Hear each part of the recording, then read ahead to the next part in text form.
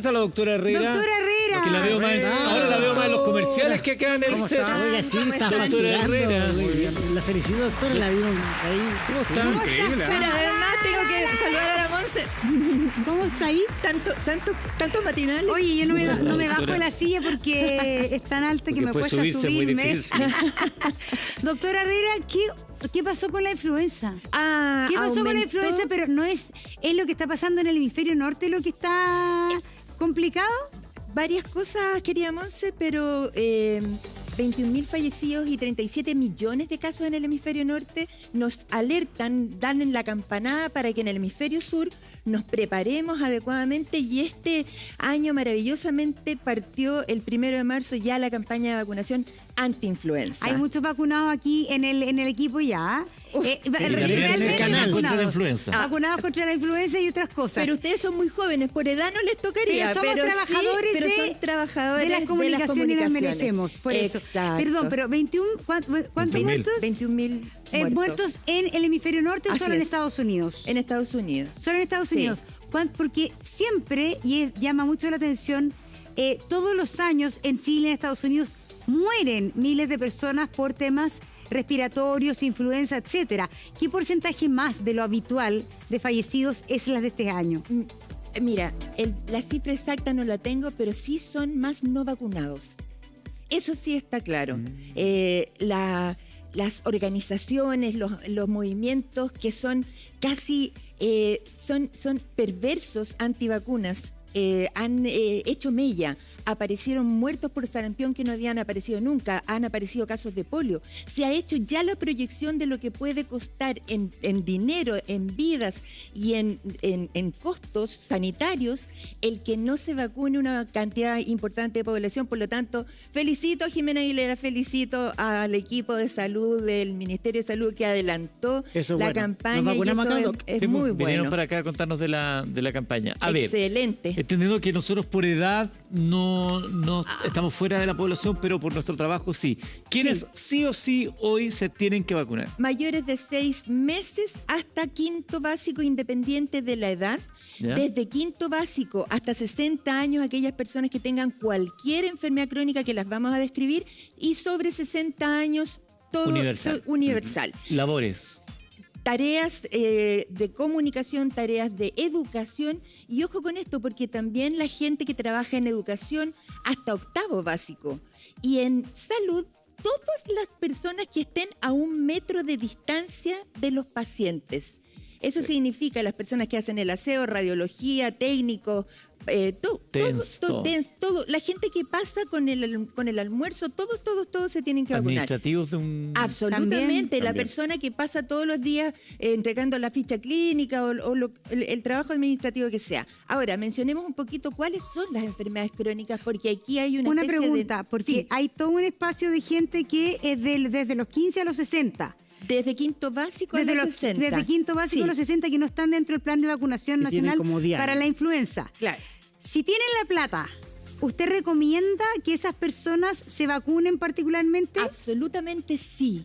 La vacuna es hoy una herramienta poderosísima, no solo para que a ti no te dé la forma grave de la influenza o te mueras de influenza, sino que para que disminuya la circulación de la influenza en el mundo, en nuestro país. La circulación viral que lo La aprendimos con el circulación COVID. viral, exactamente.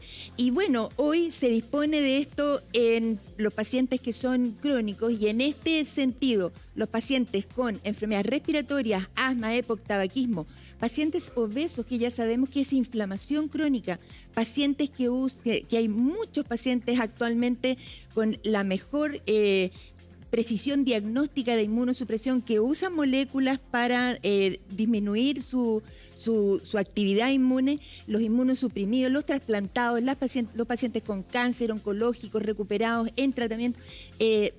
Son muchos aquellos.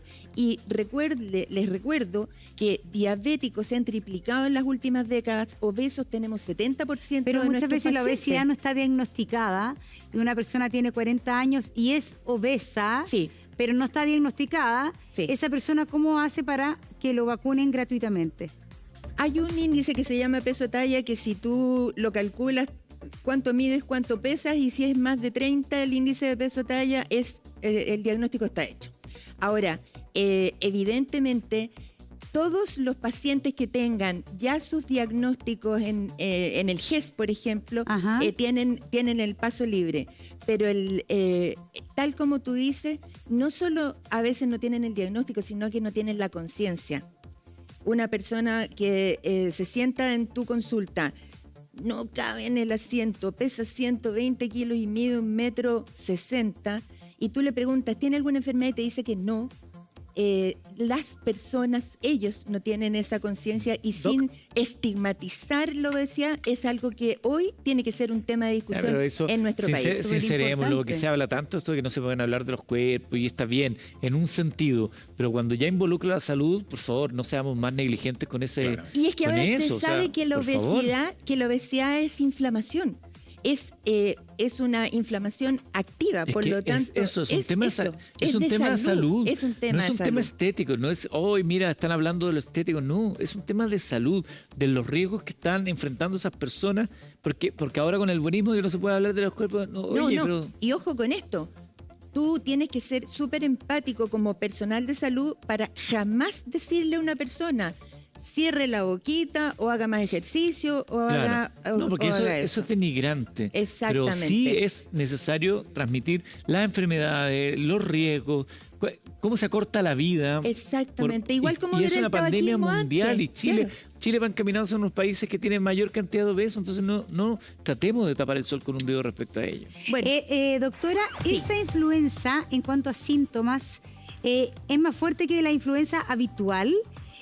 ¿Por qué ha causado tantos muertos, más allá de lo que usted explicó de la vacuna? Sí. ¿O es el típico síntoma que conocemos, que es dolor de cuerpo, que uno se quiere apaleado, apaleado, y fiebre? Dolor de cabeza, dolor de los músculos, dolor de la garganta, sensación de gran fatiga, pero además con síntomas digestivos, diarrea, náusea, sensación de anorexia, que no quiero comer nada.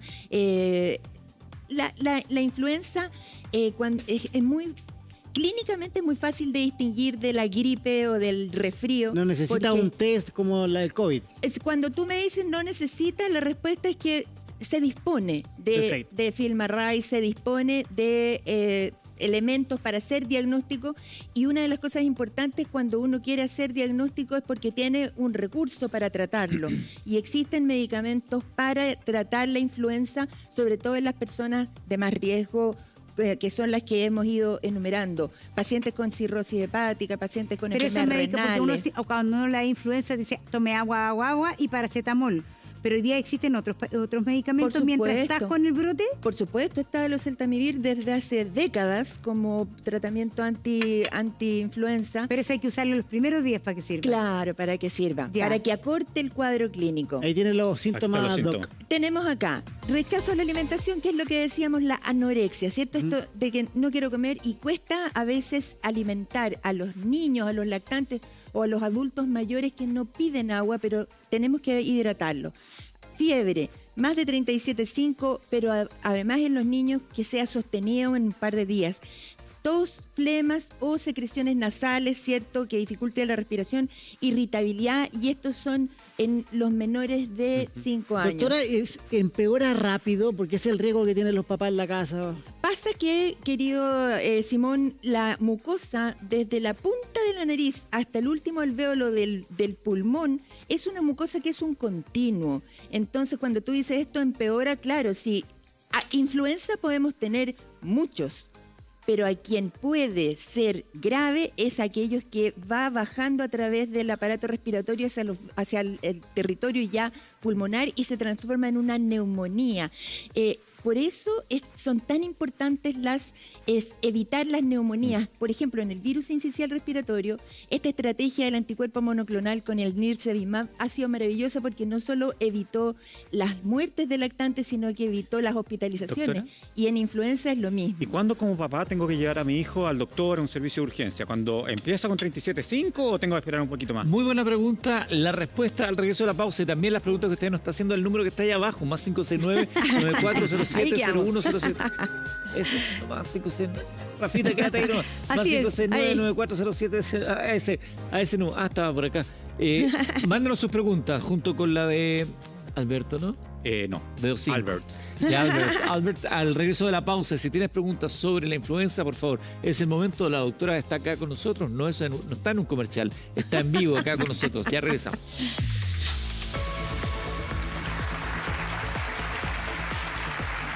Preguntas de la gente que nos han hecho a través de nuestro WhatsApp, pero antes había una pregunta planteada Así ahí es. ¿Cuándo tengo que llevar a Vicente, a la Josefina, si es que siento que tienen síntomas? Si tienen alguna dificultad respiratoria evidente, que se le hundan las costillitas, que tengan secreciones que les impidan respirar y que no pueda sacarle la mamá de su nariz o ayudarlo a respirar, por favor, nadie espere que tenga los labios morados. O sea, si alguien tiene dificultad respiratoria, De inmediato.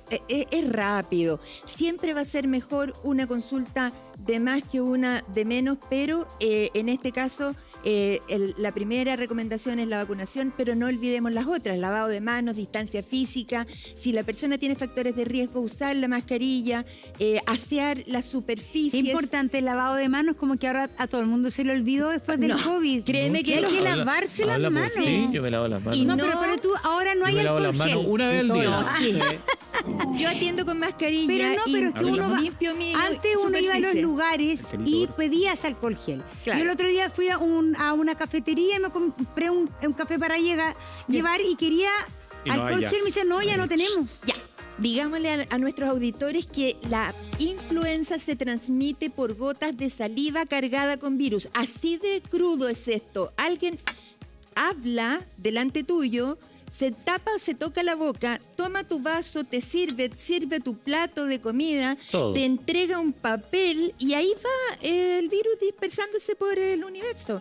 Se me había olvidado decir un grupo muy importante de personas que tienen que vacunarse, que son las embarazadas. Muy Y importante. los cuidadores de lactantes que sean pretérminos para hacer la estrategia de capullo, que no se pueden vacunar los menores de 6 meses. Y está incluido, no sé, las trabajadoras de casa particular que a veces trabajan con abuelos, pero que no son cuidadoras propiamente, pero Es trabajan que- con gente mayor de edad, es por que ejemplo, con niños. Sinceremos también eso. Toda persona que trabaje en una casa donde hay un paciente dependiente, postrado o semivalente, en que el contacto es menos de 1 metro para ayudarlo a levantarse, a bañarse, a comer, debe vacunarse también y tiene garantizada la vacuna. Y para mayor preocupación, querida Monse, esto de que Estados Unidos haya dejado de financiar los estudios de la Organización Mundial de la Salud también es una preocupación, pero más preocupación todavía es que la Organización Mundial de la Salud no se puede comunicar con el CDC, que es el Centro de Control de Enfermedades de Estados Unidos. Entonces tenemos que afirmarnos en la ciencia para tomar estas decisiones médicas que nuevamente grave eso. felicito a todos. Para digamos, entender, sí. el fondo en fácil, lo que ha hecho Trump es como debilitar los organismos de salud Internacionales. multilaterales, multinacionales, y eso perjudica mucho también las estadísticas. Entonces no se estadística. puede saber cuántos casos hay y por lo tanto no se puede reaccionar con política pública de salud. Pero Chile afortunadamente tiene Tenemos buena estadística. un Instituto de Salud Pública que tiene un Eso informe funciona. epidemiológico semanal, así Bueno, que muy nos podemos afincar en esa información que es confiable. Preguntas de la gente, más 569-9407. 0107. Tenemos sí. audio y tenemos A ver. texto. ¿Ya? Ya, síntomas generales de la enfermedad para personas mayores. Sí, decaimiento, que se orinen en la cama los abuelitos, que como que no respondan, que no quieran comer, dificultad para moverse, agitación, como que hagan cosas que se quieran bajar de la cama, como que hagan cosas que no es habitual. Rechazo a la comida, tos, por supuesto, fiebre, dolor de cabeza, pero en los adultos mayores muchas veces la fiebre no se Importante, en los manifiesta. adultos mayores no necesariamente No se con fiebre. manifiesta, sí. Perfecto.